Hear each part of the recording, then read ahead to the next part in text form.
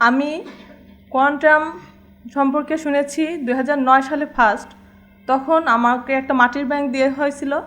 আমি ভাবছিলাম যে কোয়ান্টাম হচ্ছে আমাদের দানকে সমন্বয় করে ভালো কাজে ব্যয় করে, সেভাবে আমি এটাকে জানতাম। আমার অফিস কলিগ এবং কোয়ান্টামের প্রো মাস্টার যারা, তারা আমার বাসায় যাতায়াত করতো, তা আমাকে বুঝাইছে অনেকভাবেই, আশা হয়নি। এবার যখন 400তম ব্যাচ খুলনায় হলো, আমার কলিগ আমার মেয়ের কথায় বললো যে তুমি যখন সময় পাচ্ছ না, তোমার মেয়েকে করাও। আমি ভাবলাম মেয়ে নিজের ইচ্ছায় পড়াশোনা করে, আচ্ছা ও আরও একটু আগায় যাক। 9,000 টাকা একটু কষ্টই হচ্ছিল, তারপর আমার কলিগ সাহায্য করাতে আমি আর একটু লেখাপড়া আগায় নেওয়ার জন্য আমি ওকে করতে দিলাম।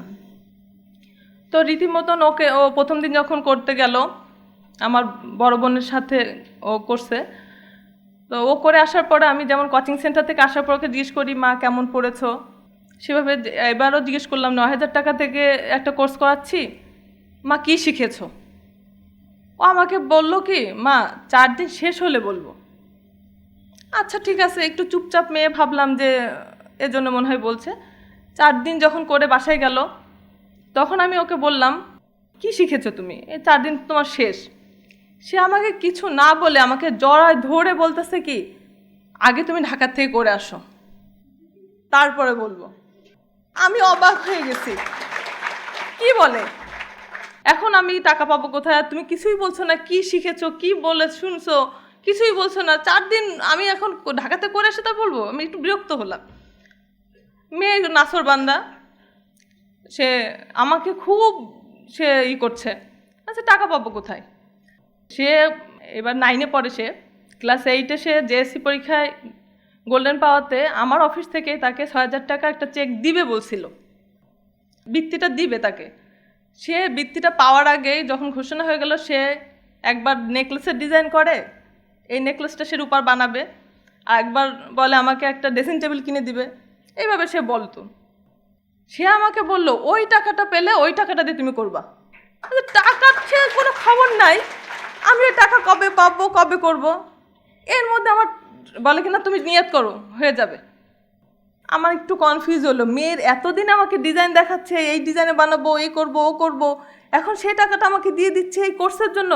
কি হলো ব্যাপারটা? আমি কনফিউজে পড়ে গেলাম, আসলে কি করা দরকার, যে দেখা দরকার, দ্বিধাদ্বন্দ্বে পড়ে গেলাম।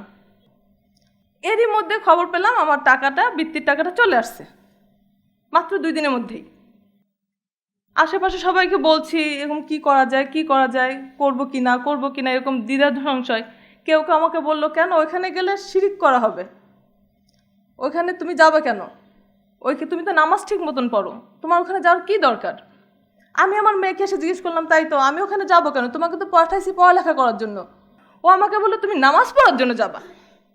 আমি অবাক হয়ে গেলাম, নামাজ পড়ার জন্য আমি কোয়ান্টামে যাবো কেন? আচ্ছা সব মিলায় রাজি হলাম। সবার সব কিছু চিন্তা করে ভাবলাম কি নতুন কিছু শেখার জন্য হলো, দেখি কি জিনিসটা যাই। যে এসে প্রথম দিন ক্লাস করে দিয়ে যখন ফজরের নামাজ পড়লাম, আমার লাইফে, আমার এই 30 বছরের জীবনে আমি এরকম নামাজ পড়ি নাই। মনে হলো আমি মক্কা শরীফের সামনে, আমার যে আমাকে নামাজে বেশি উদ্বুদ্ধ করে আমার ইমাম কাকি, আমার ইমাম কাকার বউ, উনি, আমার মা, এদের সবাইকে পাশে নিয়ে আমি নামাজ পড়ছি মক্কা শরীফের সামনে। আমার এই ফিলিংসটা আসছে। নামাজের স্বাদ কী জিনিস আমি মেডিটেশন লেভেলে না গেলে আমি বুঝতে পারতাম না। আমরা সবাই নামাজ পড়ি নামাজের জন্য, যে আসলে গুরুজির একটা কথা আমি খুব ধারণ করেছিলাম, আমরা আল্লাহর সামনে দাঁড়াবো, এর জন্য আমাদের এত ব্যস্ততা কেন?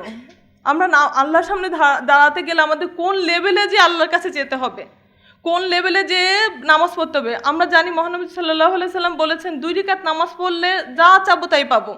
সেই নামাজটা কোথায়, কোন আলফা লেভেলে যে নামাজ পড়তে হবে। আমি আজকে নিয়াত করছি, আমি চেষ্টা করব আমার যত জীবন আমি বেঁচে থাকবো আমি আলফা লেভেলে থেকে নামাজ পড়ার চেষ্টা করব। আমার এই অনুভূতিটা জন্য আমি কোয়ান্টামকে অসংখ্য অসংখ্য ধন্যবাদ জানাচ্ছি। নামাজ পড়তে হলে আলফা লেভেলে থেকেই নামাজ পড়তে হবে, যে নামাজে আমার ফায়দা হবে। আমি নামাজ পড়ছি মানুষকে দেখানোর জন্য না, আমি নামাজ পড়ছি আল্লাহর জন্য, সে আল্লাহকে চিনার যে স্তরে যে আমার চিনতে হবে, আমি সেই স্তরটা পেয়ে গেছি। অসংখ্য ধন্যবাদ। আসসালামু আলাইকুম সবাইকে।